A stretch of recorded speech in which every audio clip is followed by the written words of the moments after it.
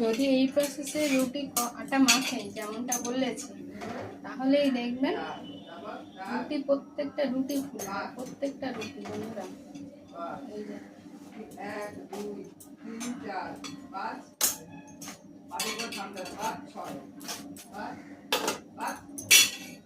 প্রত্যেকটা রুটি ফুলবে।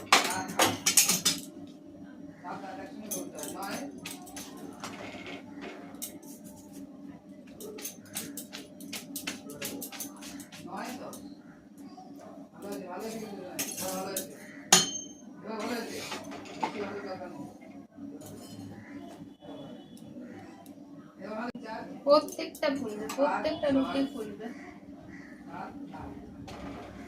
আটাটা মেখে কিছুটা মেখে যদি আপনি বেশিক্ষণ মাখতে পারেন তো মেখে নিতে পারেন। সহজ উপায় হলো কিছুক্ষণ মেখে নিয়ে ওটা বেশ 10-15 মিনিটের জন্য ঢাকা দিয়ে রেস্টে রেখে দিন।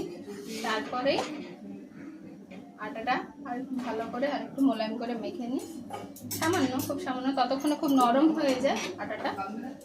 মেখে নিয়ে গোল্লা করে সুন্দর করে একটু গোল করে নিন। ব্যাস দেখেন কেমন হলো। নরম তুলতুলে, যেমন নরম তুলতুলে খেতে হবে তেমনই সব কটা রুটি ফুলে।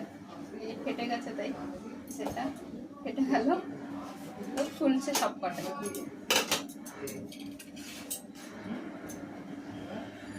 রুটির সব জায়গাতেই কাজ থাকে, আপনাকে মাখতে হবে সুন্দর করে, টেকনিক জানা থাকলে ভালো হয়।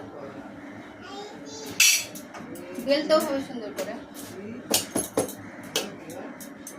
এই যে হয়ে গেল রুটি। করুন আপনাদের বাড়িতেও এরকম প্রসেসের রুটি, আর সবাইকে খাওয়ান নরম তুলতুলে রুটি।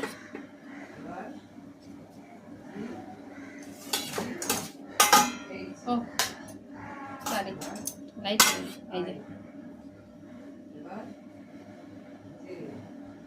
দেখতে পাচ্ছেন বন্ধুরা।